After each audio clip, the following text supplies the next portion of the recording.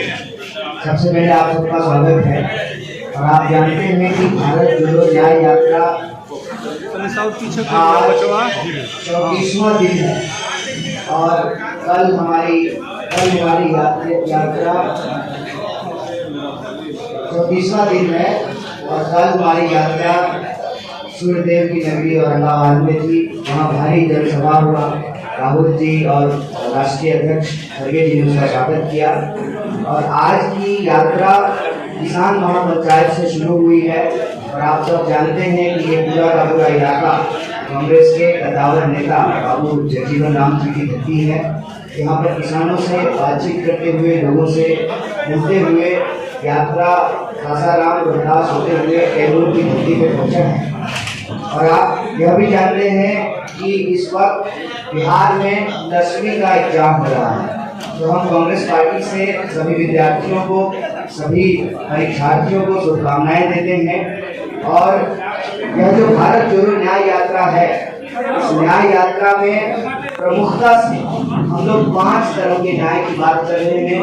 युवाओं का न्याय, हिस्सेदारी का न्याय, नारी का न्याय, किसानों का न्याय और श्रमिकों का न्याय।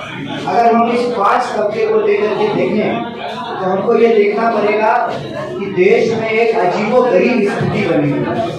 स्थिति ये है, अभी कल ही आप लोगों ने सुना होगा कि माननीय सुप्रीम कोर्ट ने इलेक्टोरल बॉन्ड को कैंसिल कर दिया। और इलेक्टोरल बॉन्ड जब आया था तब राहुल जी ने इसके ऊपर सवाल उठाया और उन्होंने कहा कि ये इस देश में चोरी को कानूनी दर्जा, चोरी को कानूनी रूप देने के लिए लाया गया है। मतलब सीधा का सीधा इसका हिसाब ये है कि तुम मुझे चंदा दो, मैं तुम्हें धंधा दूं। मतलब चुनाव लड़ने के लिए बड़े बड़े धंधा सिंहों से चंदा लेना है और जब चुनाव जीत जाएंगे तब देश का धंधा पानी जो है उनको हैंड ओवर कर देगा। और ये जो मॉडल है, यही मॉडल है मोदानी का। मोदानी कहने का मतलब मोदी जी और अदानी जी एक ही हैं, वो अलग अलग नहीं है। गंगाधारी शक्तिमान है, दोनों एक ही। उनका काम है आर्थिक फ्रंट पे अदानी जी का लूटना और इनका काम है राजनीतिक फ्रंट पे देश को देना करना, देश को झटकाना। और जब कांग्रेस पार्टी ने इसके ऊपर सवाल उठाया कि अगर आप चंदादाताओं का कर्जा माफ कर सकते हैं तो आप अन्नदाताओं का कर्जा क्यों नहीं माफ करते? कांग्रेस पार्टी के सरकार में भी जो मंत्री यहाँ मौजूद है 71,000 करोड़, 72,000 करोड़ कांग्रेस पार्टी ने किसानों का कर्जा माफ किया। और आज जब किसान एमएसपी की मांग कर रहे हैं, जो वादा किया सरकार के साथ, जो किसान आंदोलन हो रहा था, सरकार के साथ समझौता हुआ, सरकार ने वादा किया कि हम एमएसपी को कानूनी दर्जा देंगे। और मोदी जी ने तो यहाँ तक कहा कि पूरे देश में जैसे एक राष्ट्र एक टैक्स, एक राष्ट्र एक इलेक्शन की बात करते हैं, वन नेशन वन एमएसपी की बात की। हकीकत क्या है कि इस 1 लाख को धान का कटोरा कहा जाता है। धान का एमएसपी यहाँ लोगों को नहीं मिलता है और बाहर के साहूकार आते हैं, यहाँ से धान खरीद करके छत्तीसगढ़ में जाकर यहाँ से गेहूँ खरीद करके मध्य प्रदेश में जाकर के बेचते हैं, तो वहाँ एमएसपी ज्यादा है।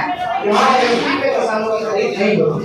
तो ये जो मॉडल है ये तो थोड़ा नॉलेज है, इससे हम लोग स्वाद खा रहे हैं। और मजेदार बात देखिए, उनके चोर गुरुद्वार दिखाते कहावत आप याद रखते हो कि जब हमने इलेक्टोरल बॉन्ड को गलत बताया और सुप्रीम कोर्ट का निर्णय का स्वागत किया, तो आज हमारा ये अकाउंट फ्रीज कर दिया।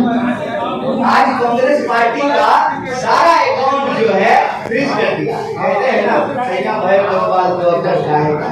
तो ये सरकार मनमानी कर रही है। ईडी का, सीबीआई का, तमाम संस्थाओं का दुरुपयोग करके इस देश में विपक्ष का गला घोटना चाहती है। बिहार में विपक्ष का गला घोटा गया है। क्यों? क्योंकि इस देश के आम लोगों के न्याय के लिए, इस देश के युवाओं के लिए, किसानों के लिए, महिलाओं के लिए, शोषितों, वंचितों, गरीबों के लिए लोकतंत्र में उनकी आवाज समाप्त कर दिया जाए, उनकी अधिकार समाप्त कर दिया जाए।